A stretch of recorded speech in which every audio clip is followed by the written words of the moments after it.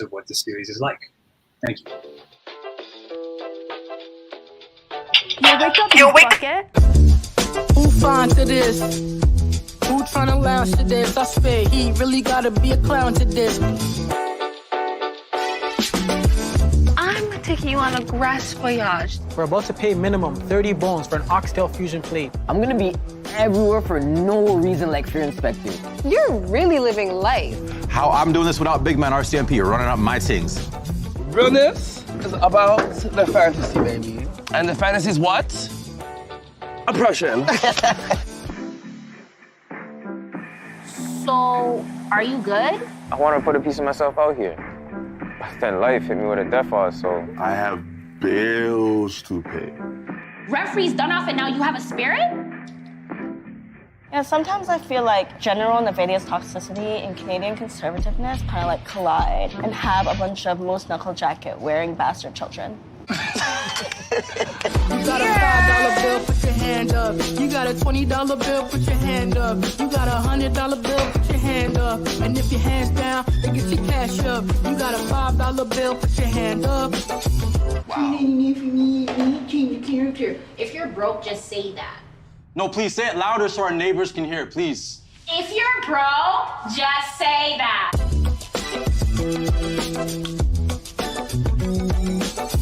That shit look good. Got the cake, but no candles. And it's not even my birthday. I look too good to ever have a birthday.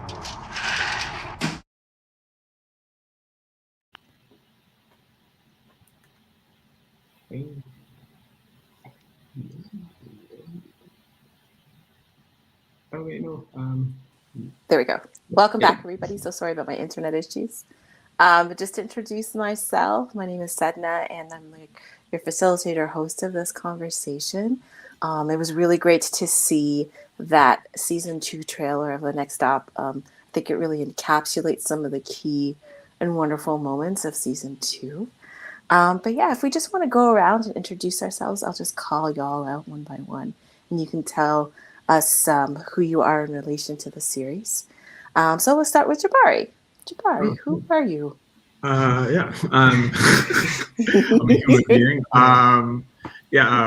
of the Next Stop co-creators, along with I'm just gonna call you Tushy, I don't care. Topambwa and Phil Whitmer, as well as director and writer as well. Wonderful. Tichona. Yes, hi. So Tichona, I'm one of the co-creators, writers, and directors of the show as well. Amar. I'm Amar. I'm the show's producer. Cool. And Vanessa.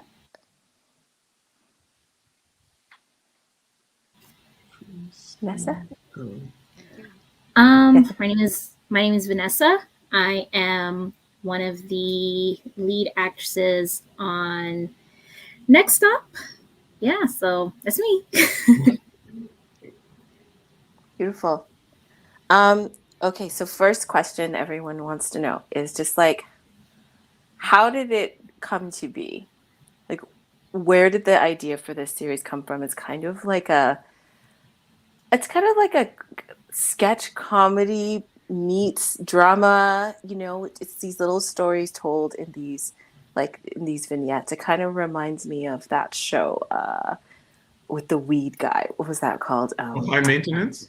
High Maintenance. Yeah, it kind of has that vibe to it. But again, I draw that similarity because High Maintenance is like so New York and this project is very Toronto. But yeah, how did it start? Yeah, the timeline always gets mixed up, but it came out of just being unemployed or not being happy with jobs. So that's kind of where it came from.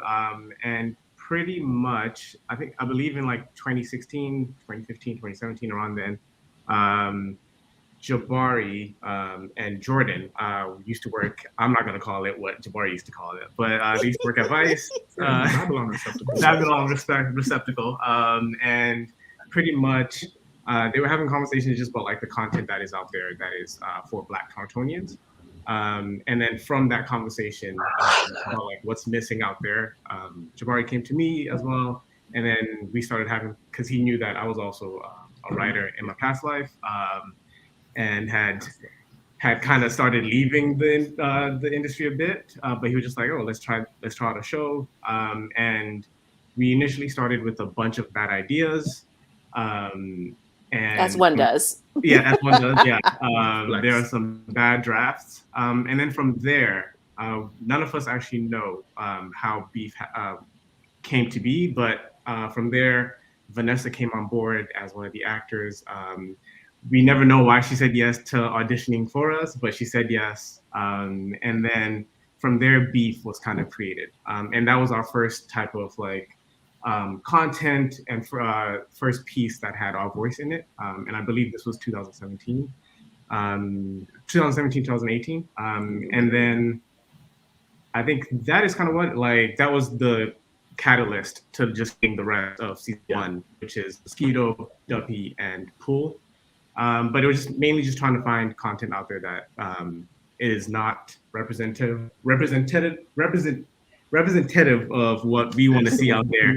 Yeah, it is beating my, but and yeah, representative is the word. Thank you, Vanessa. Thank you. And that is pretty much how season 1 came to be. Yeah, I don't know if I missed anything. Yeah, no. It's wonderful. Like, I read that it was, that you pretty much self-funded it, and you're like, we're just going to shoot this. It looks beautiful though. Like, where did you find the equipment and all of the people? It was through a mix. So yeah, of Jordan Hales. So he's the co-lead in the first season, along with Vanessa, as well as our editor. We had just been, again, talking at work, and then eventually it was just like, hey, I think we're going to seriously start shooting this. Do you know anybody? And he referred us to a friend who knew a friend who is now our current DP, Mark Diacetis. And then from there, we just started kind of having conversations in terms of like, okay, how we kind of want this to look. We want this to feel really cold. And then we just came with a bunch of storyboards, just trying to over prepare. And that's kind of by accident, I think we were able to nail pretty much like exactly how we wanted to shoot for most of it on our budget. Yes. It still looks kind of crunchy, but yeah, just a lot of just finding people just about to start their careers, and being open to the process and being like, oh, this is kind of new, this sounds fun, and just hopping aboard. Cool. Yes, I want to ask how you found the actors. Like, how you said Vanessa said yes. How did you find Vanessa, or Vanessa? How did you come on board? I'd love to hear your perspective on this. Honestly, I had already met Jabari at like a function, but I thought he was really rude, so I never talked to him again. The best friendships start with, I thought you were, I didn't like you when I first met you. Yeah. And me and Jordan Hales, we've been friends for a very long time, and he's the one that kind of was just like, Jabari needs help with this show and blah, blah, blah.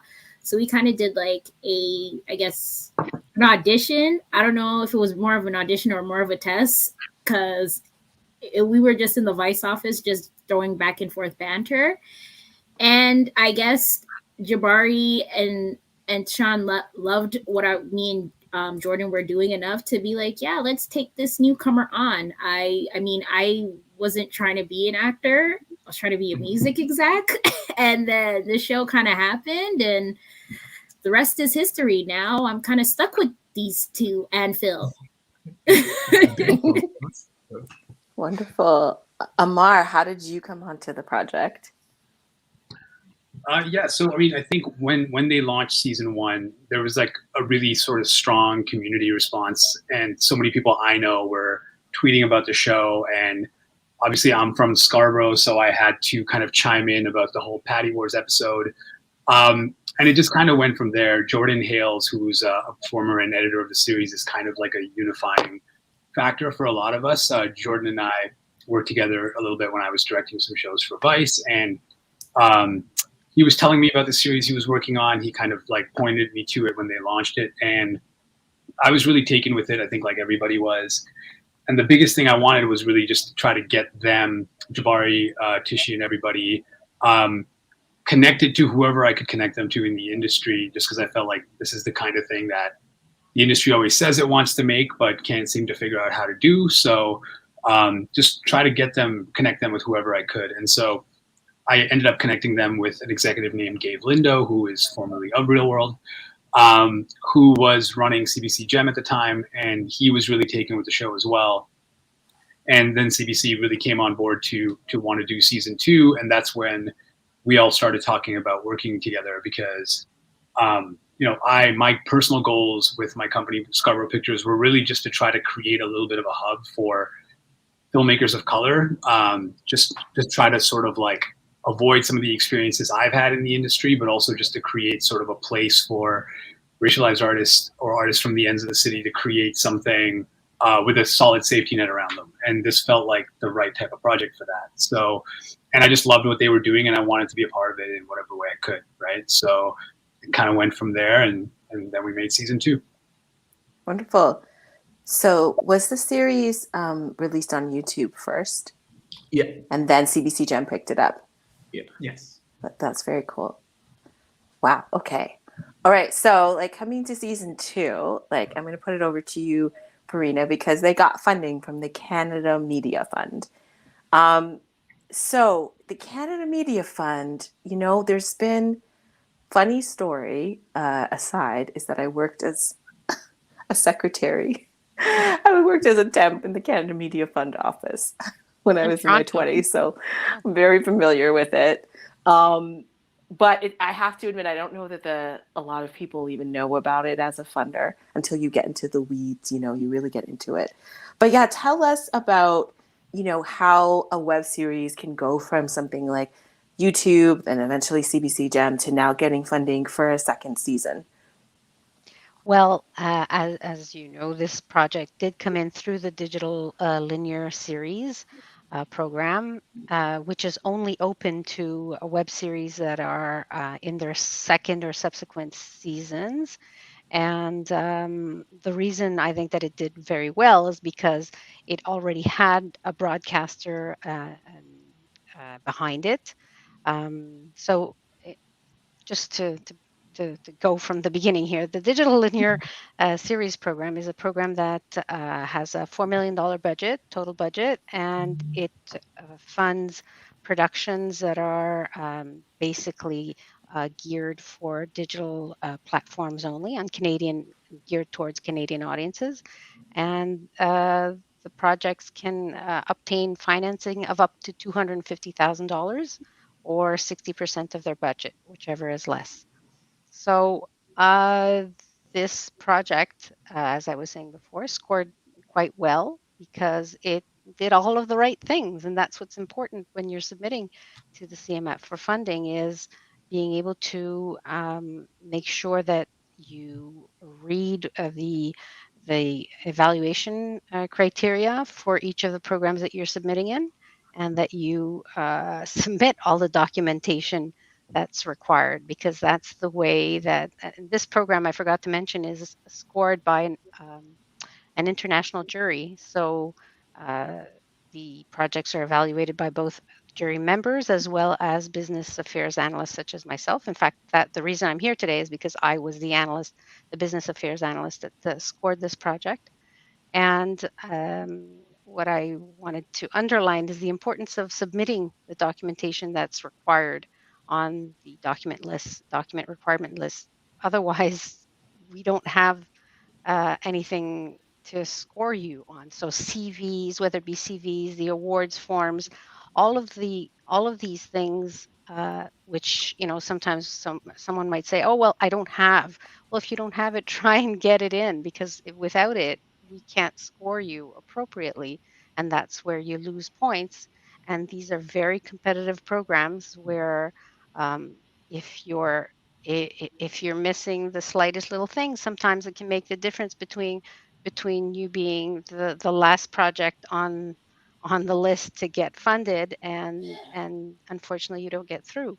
So for sure, just to frame things a little bit in terms of funding for digital series in Canada. And when we're talking about digital series, we're talking about web series as opposed to like television or, more longer form series. I've been an artist for a little while now, and I have to say, being an artist in Canada it is an asset if you are able to write grants, because that's how you're going to get your funding for your projects. A web series can be funded through the CMF, and it also can be funded through the Independent Production Fund as well as the Bell Fund. And it takes takes a long time to write these grants. So, if you have a project that you want to do, you want to probably plan at least 4 or 5 months in advance, if not more, Absolutely. to really think about how you can get those funding, that funding, and how you can fulfill the project. The trajectory as well, like just thinking of what you said in terms of the original date, that the original year that you started thinking about this project to where you are now is quite a few years, which is pretty normal. Like that you had the idea 2017, 2018, 2019, it comes up, and then by 2021 you're able to have a second season. Like it's a long trajectory. This kind of thing in terms of producing a show is worth it, but it's the long game. It isn't the short game. Because say you didn't get your funding the first time around, it's like you might want to apply again. Just a follow-up question for the CMF for Parina is like, are you able to talk a little bit about the CMF's increased focus and funding for artists of color, especially Black artists? Yes, absolutely. In fact, that's one. I wanted to present two programs that I feel are very opened. As of this year, the CMF introduced a pilot program for racialized producers, and that can be a very interesting program for the racialized community because it's not just for web series; it's for any kind. It's It's part of the convergence stream, just linear projects. It's $10.5 million program total budget, 2/3 of which are dedicated to English, dedicated to English content, and 1/3 to French. And it is specifically geared to production companies that are 51% owned by members of the racialized community. There's a portion of that $10.5 million budget that's allocated to pre-development and development projects. And that can be very interesting as well because oftentimes we hear, well, I don't have a broadcaster behind me or backing me. And for the pre-development, the projects require just not a commitment, but a letter of interest from a Canadian broadcaster. And so writers can submit within that pre-development program. We have to keep in mind that unfortunately these programs are again first come first serve, very very high demand. We just received September 14th, I believe, was the date for the deadline date for pre-development and development, and we received tons of projects which are still being reviewed, if I'm not mistaken. And the same thing for the production funding. That was in June. It was June 17th, the production deadline. Again, a juried fund with members of racialized community on that juried fund. It's once again an opportunity for a producer who doesn't have broadcaster on board from the get-go to submit their project in this program, because although a broadcaster agreement will be required, a 10% commitment from a Canadian broadcaster will be required to go to contract, but you can at least get the CMF on board and get them interested in your project. If you're selected, then you have a number of months. I can't say exactly how many months because it's basically until the end of the fiscal year that the producer has to get his or her financing um, uh, fully booked, and that would include obviously eventually broadcasting license of 10%. So that is a new program that the CMF launched this year. And another incentive that the CMF put in place this year is that within most of the selective programs, other types of selective programs, there is 2 additional points are, and this is to obviously to encourage producers from the racialized communities to submit in different types of programs. So whether it be our POV, English POV program, whether it be diverse language program.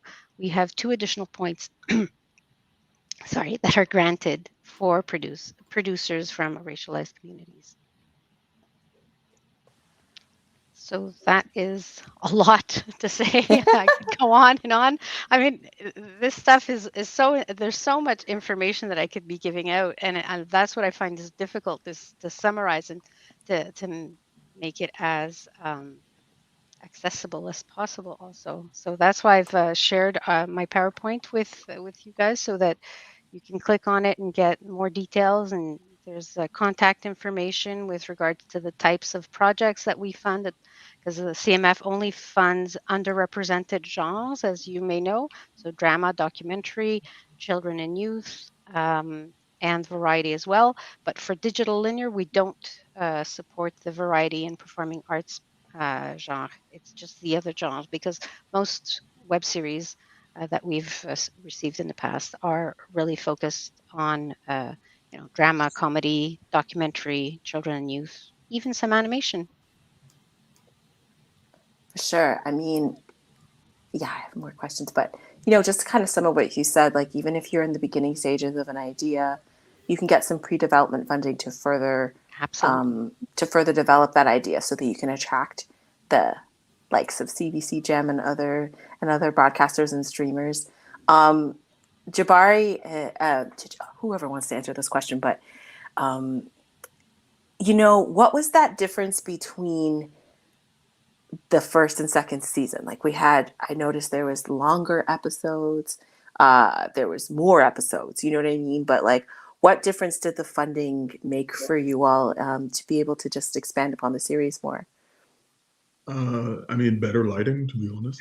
But that makes a difference. We need to be seen. No, I do, because it'd be crazy. I mean, besides that, because we're actually not joking about that. I think it allowed us to expand our vision a lot more, and get into the weeds in terms of like what type of Toronto we see. So reaching out to different casts, people who are social influencers, people who we just think are talented actors that we just come across on day to day, and really assemble like a real crew behind us to get closer to the visions that we have. Because I think for the first season, we've said it a lot, it was kind of like a proof of concept for us.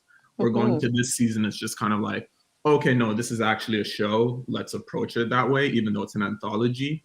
So like, what are the dramatic beats or the comedic beats of this 10-minute episode now? And yeah, the length reflects that as well. It's giving us a chance to go deeper into the themes and the characters that we all love and know about, or sometimes dislike, and really give value to those stories versus trying to just cut them off, keep it one room, conversation.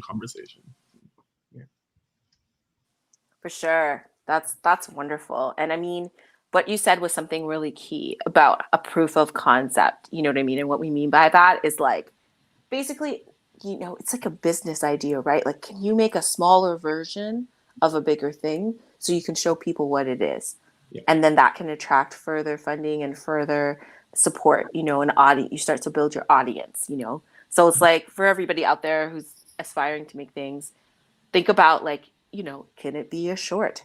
Can it be, what can you do with some limited funds and some friends and some equipment? You know what I mean? Like, what can you achieve on that so you can show the world what you have? Because once you have that is the stepping stone. It's hard to get more without showing what you have first, which is a difficult thing about our business.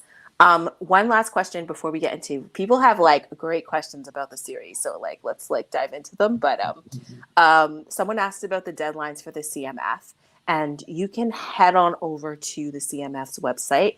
I can imagine, since there was just a deadline for digital linear, it sounds like it was in September, that there probably won't be another one for another 6 months. That was the development. Oh, the deadline. pre-development? Yeah, pre-development and development was in September, and production deadline was in June. So basically, it's really a question of waiting till the next fiscal year for the new deadlines. But like you said before, I mean, these project submissions take months of preparation. So don't think that it's too early to start preparing as of now, and thinking about what it is that you want to submit. And one of the things I forgot to mention earlier is that it's super important that your project be as strong as possible. and I mean in terms of content, in terms of your written material, because there's so much competition between the projects. If your writing is not ready for production, it'll show, and the jury members are going to sense it, and it might be the reason why it'll be put on the back burner, hoping that the producer will come back with a more developed script or a presentation. And we've seen that happen. Yeah. So in terms of getting those funds, you really have to have the full package, a strong script, a real solid team, and all of the things. Like, just check all those boxes and do to the best of your ability. Take the time to do it right, because it's worth it. Okay, cool. All right. So questions, audience questions. Okay. Where do you draw inspiration for this season? Each episode has its own feeling. Everywhere and anywhere, to be honest. It's more so just the interest that we have in like our YouTube searches. I think we even made a post on our Next Stop series page of just like different influences that came from each episode. I'll speak for even Pepper. I think it came from a movie called Mother of George in terms of visually. I think the movie came out in 2013, as well as there was a book, Notes from a Young Chef. I forgot the name, but it's on the Instagram page, Notes from a Young Chef, and they were just talking about Notes from a Young Black Chef. About just moving around into like the food industry in New York. And then the ballroom episode, I think I saw a question as well that was just could we talk more about that? There was. That was more so coming from like Ballroom Throwbacks, which is a YouTube based show that is in the States, but also just my own interests in the ballroom scene in Toronto. I've attended a couple of balls myself, and just knowing the different players that are in the scene. And cold reaching out to them and just being like, hey, I have this great story that I really want you to be a part of. And thankfully they also said yes. So yeah, that's kind of where it came from. But wonderful. Yeah, that ballroom scene, y'all can check out, I feel like, the Toronto Ballroom Kiki Alliance. Yes. You can see for yourself that Toronto has a ballroom scene as well. Yeah, that was a wonderful episode. Okay, another questions. Okay, Vanessa, for you, what was it like to work with the cast and crew? Why are you laughing already? Because there's an ongoing joke that Jabbar and Tishana are trying to kill me. Because honestly, I'm convinced that they're trying to kill me. But it's been such an amazing ride and meeting so many new people, like especially having like Amara on board as well, because although like season 1 was so ambitious, we were just winging it. Like half the time I was just like, I don't want to say this line, so I'm gonna say something else. So like season 1 just felt like one big winging situation. Meanwhile, with season 2, we got to work with, I got to work with new talent and people that were just starting up, people that were getting their feet wet, as well as people that were a little more established. So kind of having all these different perspectives kind of helped with my performance as well within the show. So it's been a really cool experience. I'm still a little frazzled by the whole thing just because of where we started and where we're at right now. So it's been a very, very interesting ride being able to work with this many people this time around. Sure. Wow. Started from the bottom. And now we're here. The audience asks, the show feels really real. What was the casting and rehearsal process like for this season? Honestly, I would. I think that's where we had a lot of the fun. I mean, a lot of these stories, even before even given the initial pitch to Amar and the CMF, we kind of had them in the back burner. So again, as you said, like following Toronto's ballroom community, following a lot of like social influencers, content creators like Dem Dog or Gucci Sosa, who are very big on TikTok. We're always just naturally like, I don't know, very stalkerish people who like to be on the internet and watch things as they unfold. Is that being a stalker or being, or it's doing research your research and being development. curious? Well, I guess it's called being a casting director in film, but you know, outside of that, kind of. Yeah, you're supposed to watch these things. You're supposed to do that. It's not being a stalker at all. But yeah, so we had a lot of fun in terms of like, oh, where would we like to see these people? Because I think our format has always been just built off of like everything else, Vanessa. We're just like, who are the people who feel engaged with the communities we want to document and like that we're also a part of in these stories, and also are giving us like that natural raw talent that can be refined into something special. So when you are watching these episodes, like, oh, I know these people personally, or just like, oh, this feels very authentic to the story I'm seeing, because there's no rhythm or rhyme to be like, oh, break, this is what we're doing. Just like, no, you're in media res in this world, and now you're going to follow these people and relate to their experiences, however abstract or very close to you. So yeah, no, just a lot of social media stalking, to be honest. I do it too. You go down the hole, and then Instagram does that thing, right? You follow one person, they're like, follow this other person. Yes. You're like, oh, now. Super helpful. I'm following Twisted. Now I'm following, so-and-so. Yeah. Like, I hear you. I love like just observing people's lives through social media, through what they share. You learn so much. It's so easy. Pre-social media, what would we do? We'd have to show up or something, right? You have to show up in person, which we do. We can now. We can do that now, but it really is such a beautiful and like self curated window into people's lives and into a particular scene. Great. Okay. Another question. Okay. Where do you draw your inspiration for this season? Each episode has its own feeling. So how are you inspired for each of the episodes? I think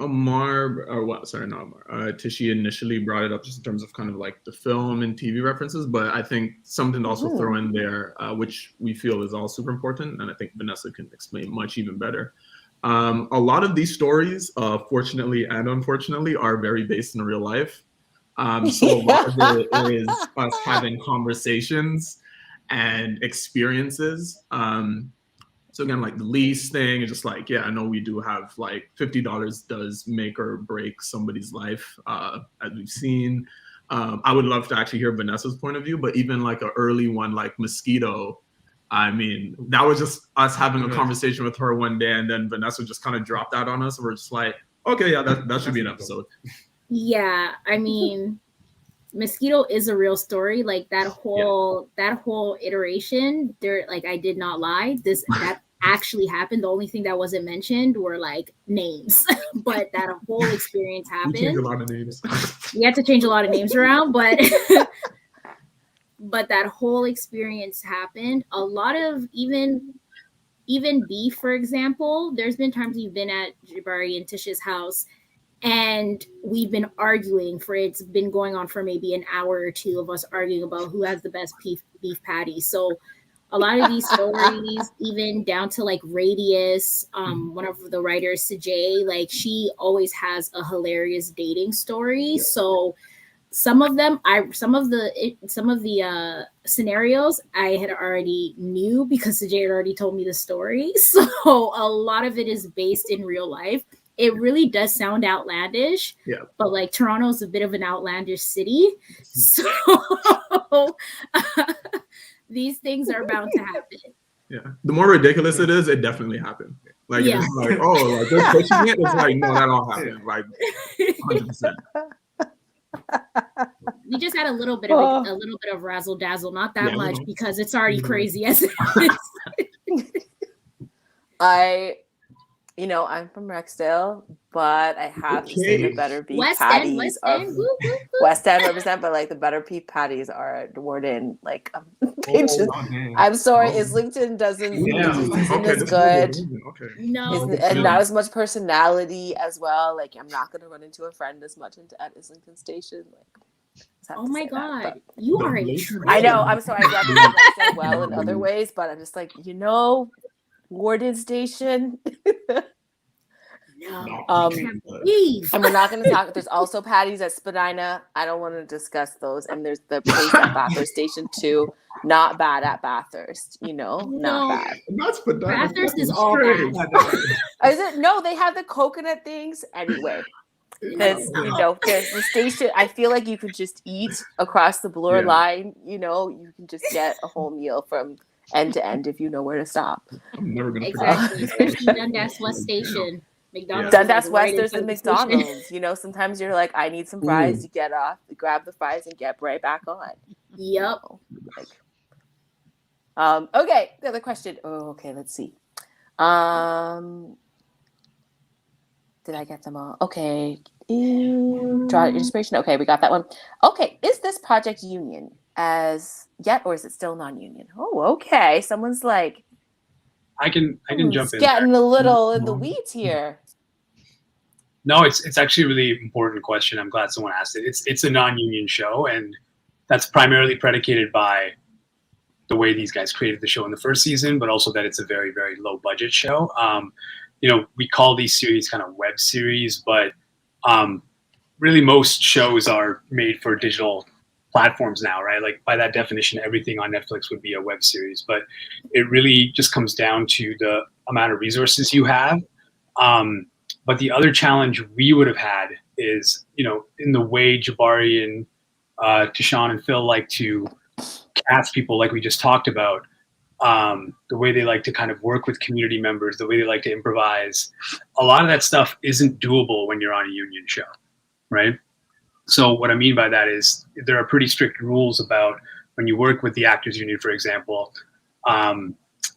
working with non-actors and mixing people who are in the union and not in the union. And a lot of the time for us, for me as a producer, it was really important to let them cast whoever they wanted to cast. And a lot of the times, frankly, as the industry is changing, the union does not have the type of representation we need to make these kinds of shows, right? So we had a casting director, but really, I would say the creators did a lot of the casting on their own, just through their own research, through friends, through community, through Vanessa, all of that stuff, through Jordan.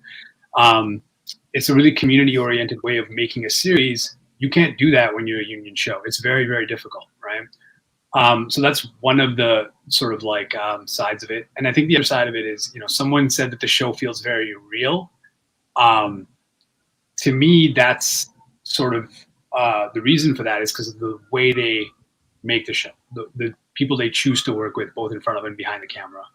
And frankly, a lot of times where we see people on screen, stories of racialized people in Canada, it hasn't felt real to us because it's not us making it and it's not made in a way that really makes sense to us. And I'm not lumping all of our communities together, but it's sort of across the board in Canada. The representation of various racialized people has not been very accurate or authentic, right? And so I think the audience is reacting to that with Next Stop. I think the reason there's such a strong community following is because people are like, this is different. Like it feels different, right? And so that would be a huge challenge if this was a union show. And that's something I think the industry needs to grapple with. If Jabari, Tishawn, and their team move on and start making bigger things and they want to go union, they need to be able to make their work with their community still. So it's going to be a big question. Yeah, that gives me a follow-up question. Okay. Like full disclosure, I am an actor member. I'm also, the former co-chair of Actor Toronto's Diversity Committee. So I'm like, oh geez, I can't let that slide. But I do feel like there is the diversity that you need in the union, but if you're going for the vibe, you know what I mean, of which you all are, which you're like, you're looking for real people, also people who are aspiring actors, then it's not, the union may not quite be the right vibe, you know what I mean? But I definitely feel like, the people are there if you needed them, but you are going for a very specific tone and an overall feeling, with this, which is a little bit different than like going for like, a very scripted web series, which is what a lot of the content that exists out there. So yeah, I think sure. Like I also feel like budget wise, it is possible. It's definitely possible to go union even if your budget is low. You just got to be really open. But yeah, we'll see. We'll see where y'all go. Like this is what it was. This was what was right for you right at this time, you know what I mean, and with what you were trying to do and what you were trying to achieve. So yeah. Can I just cool. add something? As a producer, Yeah. I'll say the union is the one that needs to be open, not so much us. We're open to it. So if you guys let us, did you approach? Did you approach? I've worked with, of course, yeah, I've worked with the union before. I've had these issues before. This has been a long-standing issue, but it's not just specifically ACTRA. It's just generally the rigidity that comes with having to make shows. I mean, you can get around the money side of it. Probably it's tough with these budget levels. But the bigger question is, can you mix union members and non-union members? And that is ultimately the way the show would need to be made. Regardless of whether we hired union actors in certain roles or not, many of the other roles would be newcomers, community members who have never acted before. And so we wouldn't be allowed to do that with the way the union rules are currently. No, you can't. You can't mix non-union, but there's definitely room for permits and things like that. But every production is so different, and you have to decide what's right for it. You know what I mean? And you have to decide what the good directions are for it. Which brings me to another question. What were some of the challenges, Amar, this is for you, but maybe for everybody, of shooting during this panorama as a producer, you know? I mean, there were a lot of challenges. I mean, it's the team's, first time working with a crew of this size, and to have to do that during a pandemic and have all of the COVID protocols to deal with while you're doing this with in most of the cases, many new team members, is really, really tough. And I think they did an amazing job with it. Everything from, having to rehearse with the actors to any of the prep we did was done either remotely, or if we were together, we had to test right away. A very significant percentage of our budget, and again, we're a small budget show, went to COVID protocols. I think we spent something like $35,000 to $40,000 on COVID related protocols. Wow. That's including testing multiple times a week for everybody.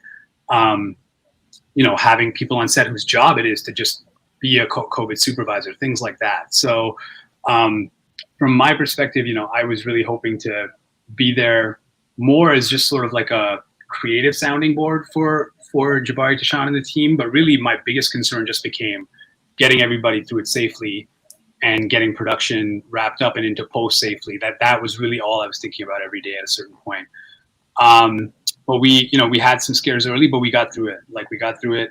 We finished the show in the right amount of time. But definitely would not be something I hope we ever go through again, at least not in the same way. So it was very, very tough. Wow. Okay. So those of us who are like kind of sitting on our projects till this, this panoramic, lets up is probably a good thing, but it was really good that you had the funding to be able to do that, to be able to work with the protocols, because they're quite strict in terms of the Section 21 protocols for working on set. And you don't want to spread COVID to people. It's not a good look. Okay, great. So another question. This is for Parina.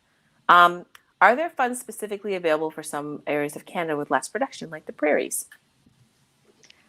Well, the CMF funds are Canadian funds that are coming from both Canadian government as well as Canadian broadcasters. And all of our programs are basically open nationwide to provinces from the east to the west coast. So there are no specific funds per se that focus on specific regions. So both of the programs I spoke to about earlier, those would be available to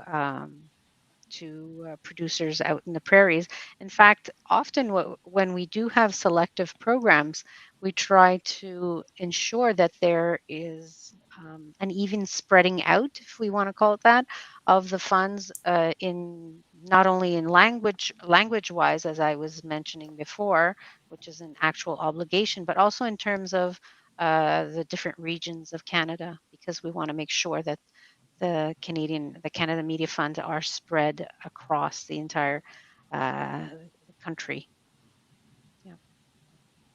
For sure. I mean, I would also point folks over, if you're interested in other parts of the country, I'm just become aware of the TELUS programming that's specifically for the Prairies. It's that's for BC, Alberta, that has specific funding for web series and for development of ideas, of digital ideas.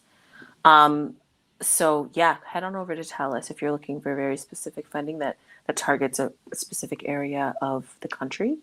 But otherwise, yes, in terms of CMF funding and the other funds that we talked about, which are like the Bell Fund and the IPF, the Independent Production Fund, both of those, again, are probably looking at regionality as a major factor.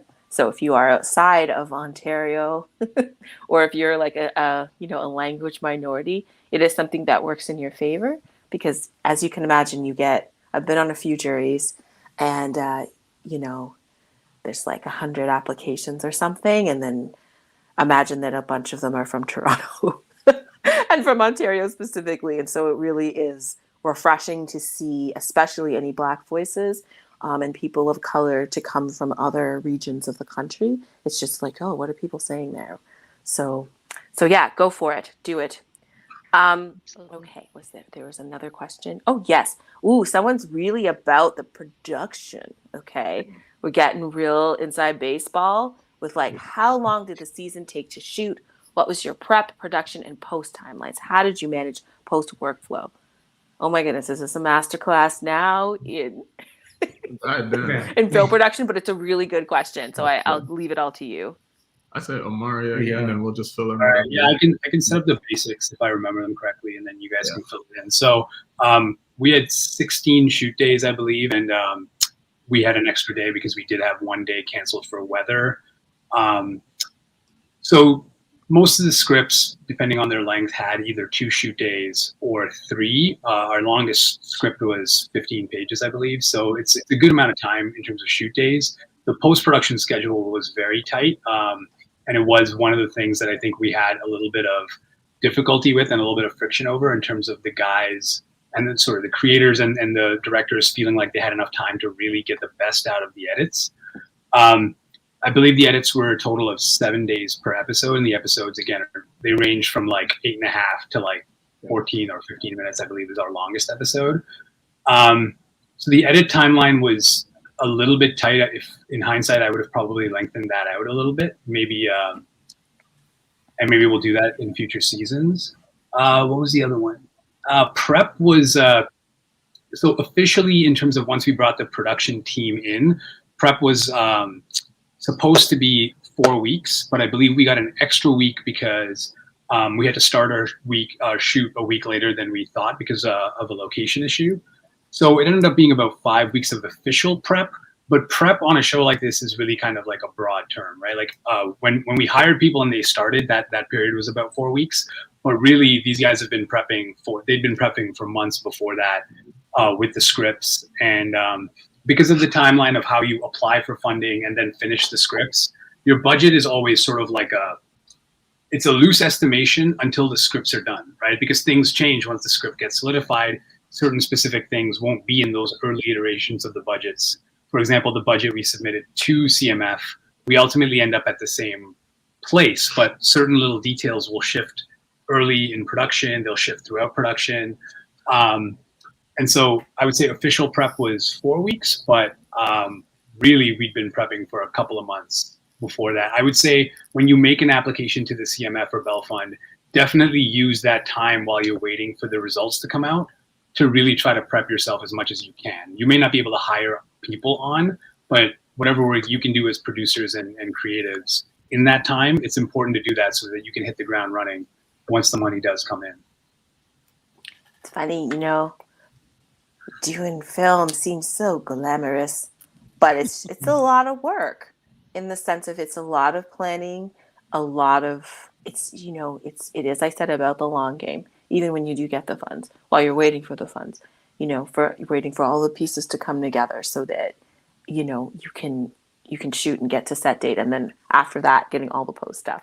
And after that, doing all the marketing, it's ongoing. So, get ready. You can do it. I believe in you.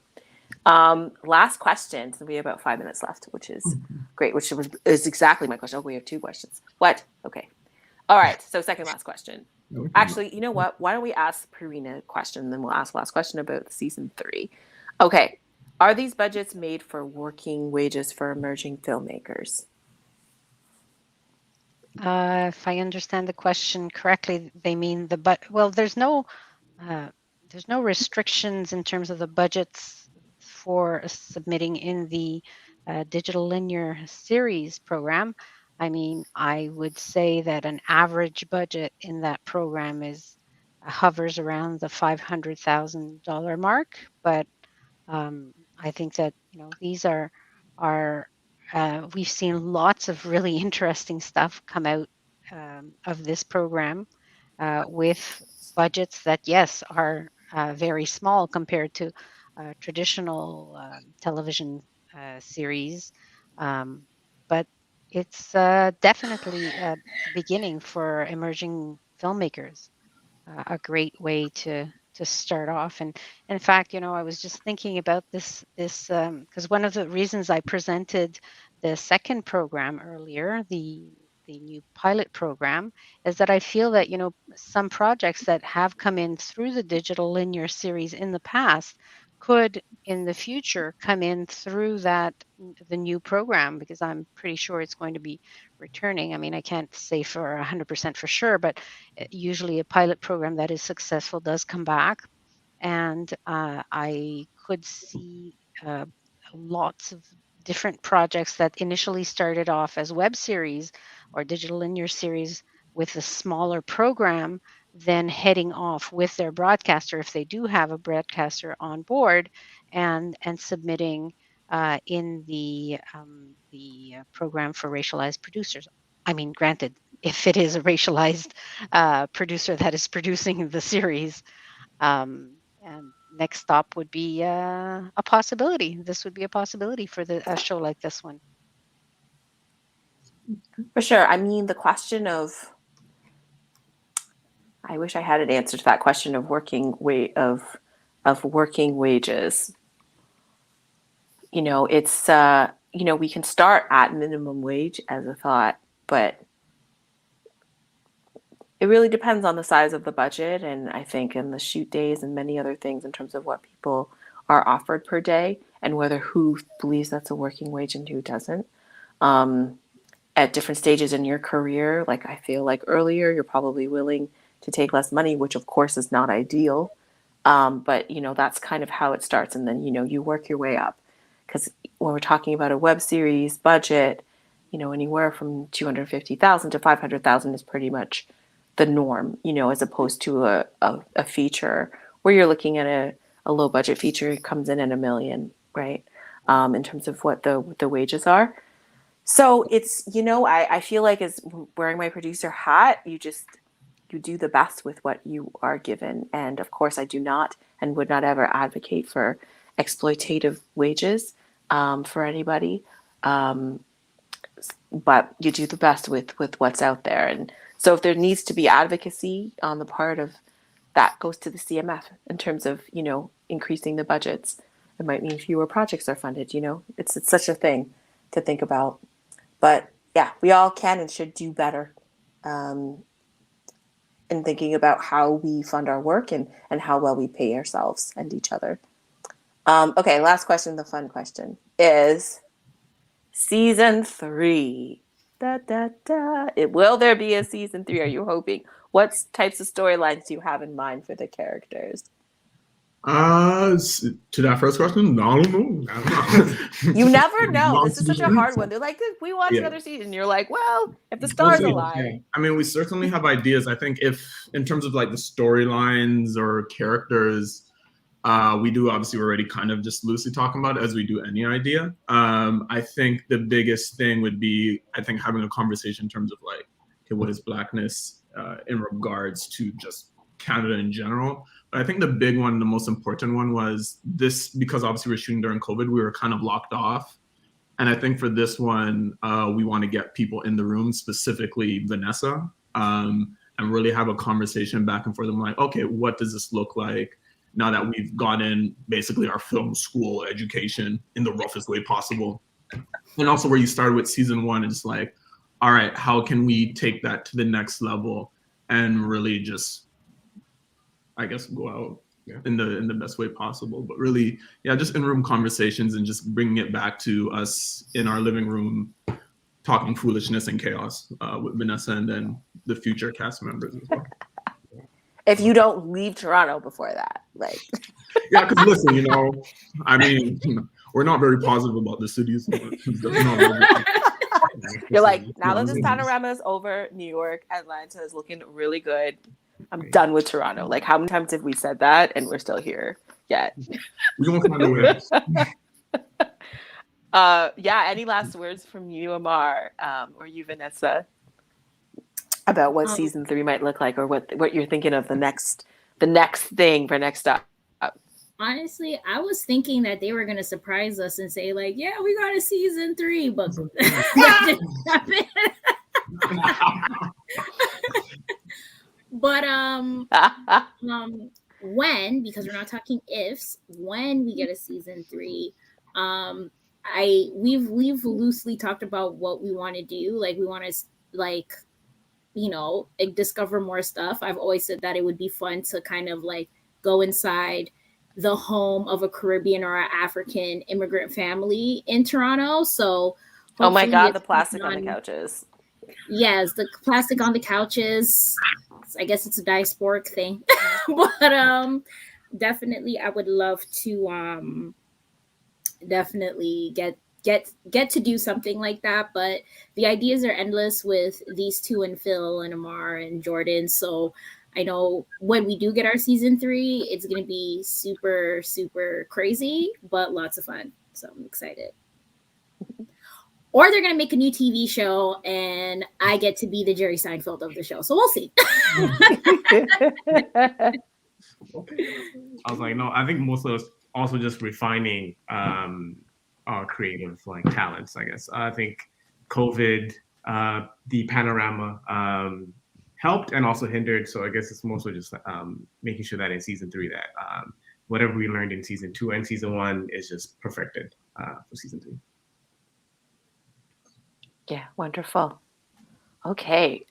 Thank you all so much for this. This has been such a great conversation. And I think we actually got to everybody's questions, which is like, yes. Hope people are feeling really inspired for their own projects or to keep watching or to share The Next Stop with their friends. You can check out The Next Stop on CBC Gem, download that app or go to it on your computer. Thank you all. Bye-bye. Thanks. Huge thanks to Real World and the CMF for this wonderful panel. Bye. Thank you. Bye, everybody. Bye. Thanks, Karina.